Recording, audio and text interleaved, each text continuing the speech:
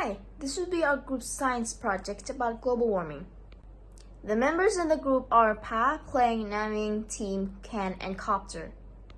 Let's start off by learning what global warming is. Global warming is when the Earth gets so hot to the point that disasters happen. Examples of the disasters that happen are iceberg melting, forest fire, flood, storm, and many more. Each disaster has a specific reason of happening, but all of them is collectively caused by global warming. For the flood, they happen because when the Earth gets too heated up, the water from lakes evaporate, which they turn into clouds. Clouds then make rain, and the rain eventually goes into the lakes or pond, making them overflow and flood.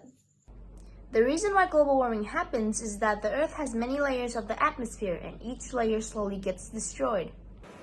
How they get destroyed is mostly by humans or ourselves that destroy them.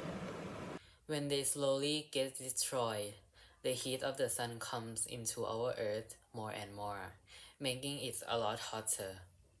The atmosphere has layers to protect the Earth from getting the maximum heat from the sun. If we get too much heat, then it will cause global warming. But then we destroy the layer ourselves by starting factories, cutting trees down, farming, and more. Have you ever heard of the greenhouse effect? That, however, is not caused by humans, but it's naturally caused by carbon dioxide, methane, nitrous oxide, and water vapor. In order to decrease the possibility of global warming happening, we can grow trees to decrease the carbon dioxide amount. We can also cut down trees less often, maybe cut them only if they are a bit too much. If you don't want global warming to happen, you can start small by planting some trees. Let's go back and talk about the reason for each disaster caused by global warming. The icebergs melting are obviously caused by the heat from global warming. The forest fires happen to be caused by lightnings from storms. The storms are caused by collection of water vapor from the evaporation of any body of water. If you are wondering of how a really hot day can turn into a rainy day, it's that it gets so hot that the water evaporates and it gets collected into clouds. The clouds then make the precipitation or rain. That was called water cycle. First happen because the rain becomes collected, but due to global warming it gets too hot and then rains too much. The drains can't drain the collected water that quick, so it turns into flood. Dams. But when water levels rise suddenly, far more than the ground can absorb, a flood occurs. Flash floods are a perfect example. Sudden storms unleash a torrential downpour. The runoff moves with surprising force. At a depth of 2 feet, the water can push aside a car. In fact, half of all deaths from flash floods involve vehicles. But floods occur in many other ways.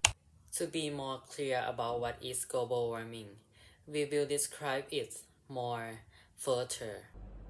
Global warming is about temperature and climate changes that affect the Earth and lives of such.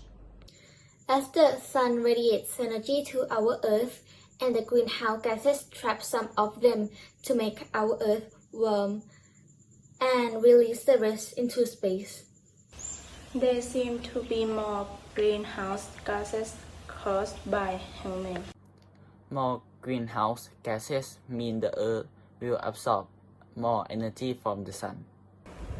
The Earth gets warmer and maybe too warm to the point that global warming takes place.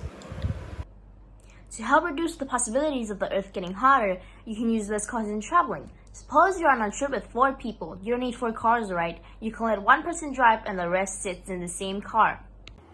Another example is to plant and grow some trees, like I said earlier in the videos. As for today, the leaders all over the world have come together for a meeting COP26 in Glasgow. Thanks for watching.